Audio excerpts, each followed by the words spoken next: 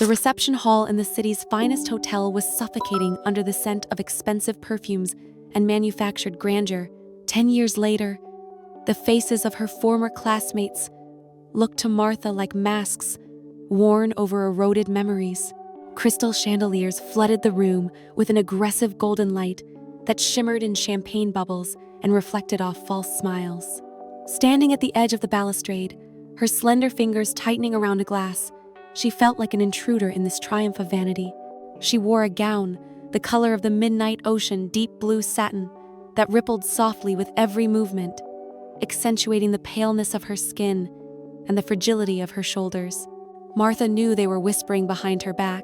The rumors set adrift 10 years ago had not dissipated. They remained frozen in the minds of these people like flies in amber. To them, she was still the one who had shattered the dreams of the school's most promising boy, the one whose betrayal had become the legend of their graduating class. He appeared in the doorway suddenly, causing the hum of voices to falter for a moment. Eric had changed so profoundly that Martha's breath caught in her throat. The youthful softness was gone, replaced by a cast-iron strength and a strange, haunting detachment. His face, weathered by wind and salt, looked as if it had been carved from dark stone, and the first threads of silver traced through his thick beard, though he was barely 30.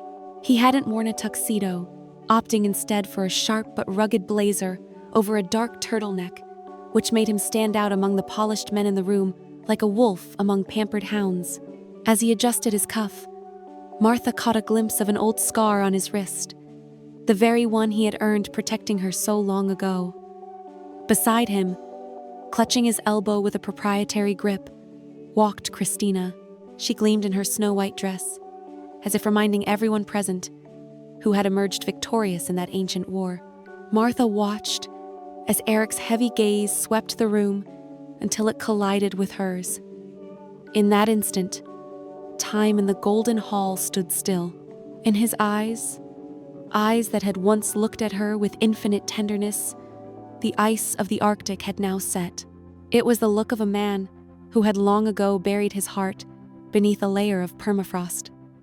There were only 10 meters of carpet between them, yet to Martha, it felt like a yawning abyss of lies and unspoken words. Christina, noticing this silent collision, only pressed closer to her husband, casting a triumphant glance over her shoulder at Martha. She knew her deception had worked perfectly. Eric hadn't just left.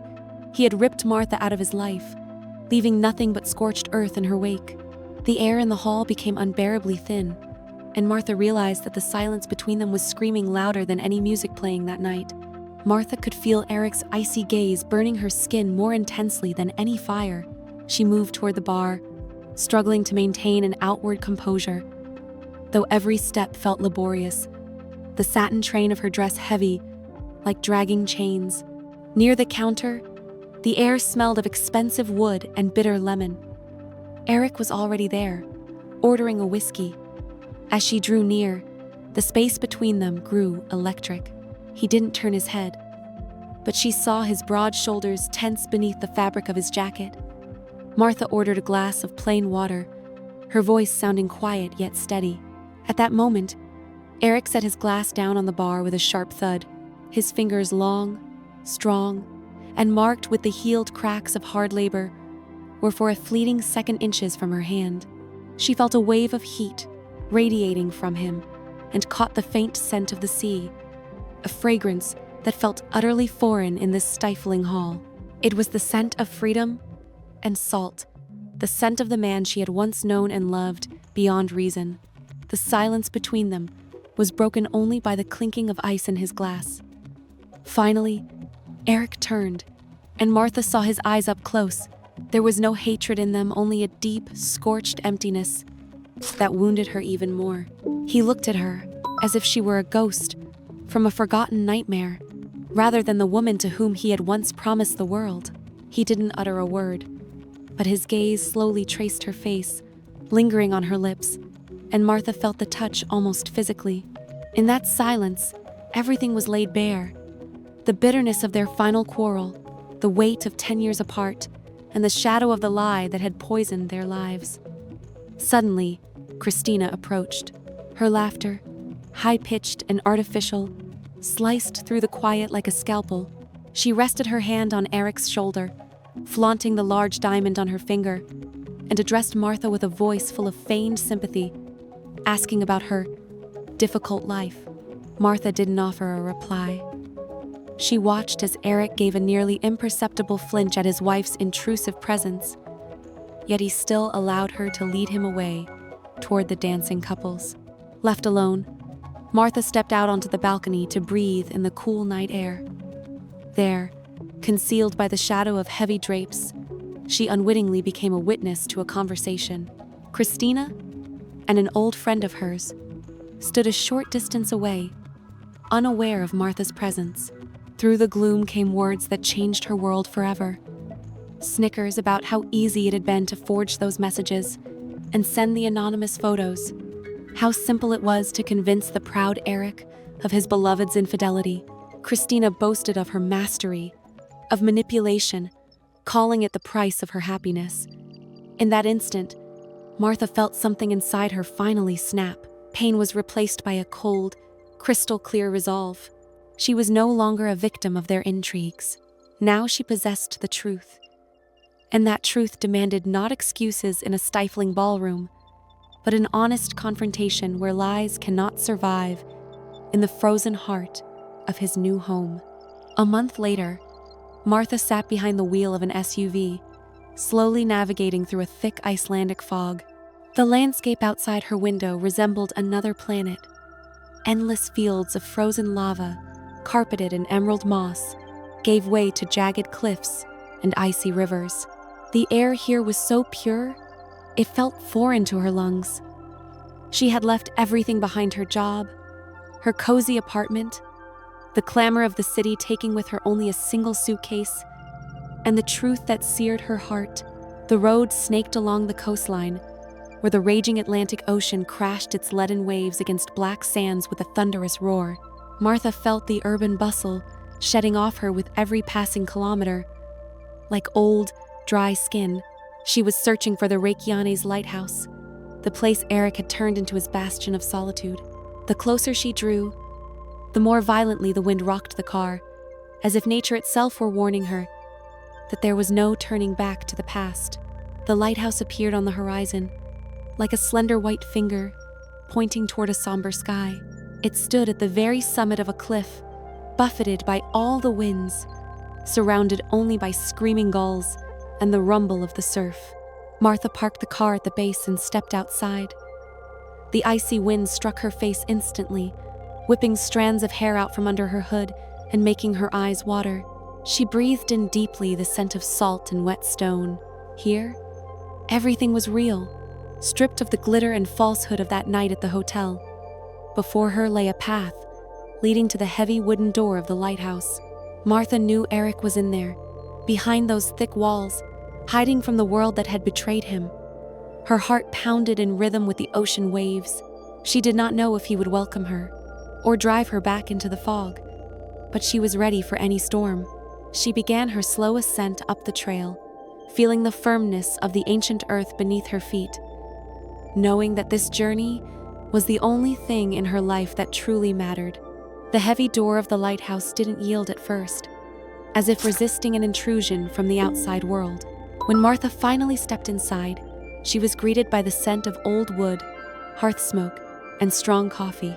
It was surprisingly warm within. The thick stone walls reliably muffled the roar of the wind, reducing it to a dull, monotonous hum. Eric stood at a massive table, cluttered with maps and blueprints. He didn't turn around immediately, likely mistaking her for one of the local suppliers. But as the silence stretched thin, he slowly raised his head. In the dim light of the room, his silhouette appeared even more imposing. He wore a heavy sweater of coarse Icelandic lopi wool that made him look like an extension of the cliffs themselves. When their eyes met, the cup in his hand froze mid-air. The astonishment on his face was quickly replaced by a familiar mask of severity, and his eyes narrowed into two cold slits of steel. He didn't take a single step toward her. The silence was broken only by the crackling of logs in the fireplace and the distant cry of a petrel outside the window. Eric set his cup on the table with a hollow thud and crossed his arms over his chest, waiting for an explanation. Martha stood at the threshold, feeling droplets of icy water drip from her raincoat onto the stone floor. In her city clothes, pale and shivering, she looked entirely out of place. Yet there was a firmness in her posture that he didn't remember. He spoke first, his voice was low and hoarse, unaccustomed to prolonged conversation, vibrating in the air like a roll of distant thunder. He asked what she was doing there, and there wasn't a drop of hospitality in the question. Martha took a step forward into the circle of light from a single lamp, a gesture that felt like a declaration of war or the beginning of a long-awaited peace. She didn't ask for permission to enter or apologize for the intrusion. Martha simply unbuttoned her coat, allowing herself to warm up slightly. She looked directly at him, noting every new line around his eyes and the tightness of his jaw. The tension in the room became almost tangible, thick as an Icelandic fog. She replied that she hadn't traveled 3,000 kilometers just to stand in a doorway, and that they had a conversation 10 years overdue. Eric gave a short, bitter chuckle, glancing at the window where the sky was rapidly bruising into a leaden blue. He walked to the window and slid the heavy iron bolt shut, effectively sealing the two of them inside this stone cocoon. The storm he had predicted by the wind's shift finally struck the walls of the lighthouse with such force that the entire structure shuddered. They were now cut off from the rest of the world, trapped alone with their truth.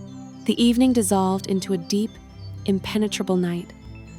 Outside, the storm had unleashed its full fury. Waves struck the cliff with such violence that sea spray reached the upper windows of the tower. Inside the lighthouse, the only source of light was the fireplace, its amber flames casting long, grotesque shadows against the stone walls. In silence, Eric motioned Martha toward a chair by the fire and handed her dry clothes, a massive man's shirt made of thick flannel. It carried his scent, pine needles, and pure, sharp cold. She withdrew to a small alcove behind a screen to change, and the rustle of fabric against her skin seemed unnaturally loud in the stillness. When she returned and sat by the fire, pulling her knees to her chin, he sat opposite her in the shadows. Only the flickering embers occasionally caught his watchful, heavy gaze. He observed her warming her hands, and the initial rage in his silence had vanished, replaced by the wary anticipation of a predator that senses danger but cannot look away. Between them sat a chessboard with an unfinished game, likely one he had been playing against himself. Martha reached out and moved one of the pieces, disrupting his perfect order. The gesture served as a signal. She began to speak. At first, her voice trembled, eclipsed by the howl of the wind in the chimney. But gradually, it grew steady. She spoke of that night 10 years ago, of the letters he had never received, and of the words Christina had whispered into his ear while he was blinded by pain. Eric listened without interruption, his face a motionless mask, but Martha saw his knuckles turn white as he gripped the armrest of his chair. Every word she uttered fell into the stillness of the room like a heavy stone dropped into a deep well. She offered no excuses. She was simply returning to him the fragments of reality that had been stolen from his life.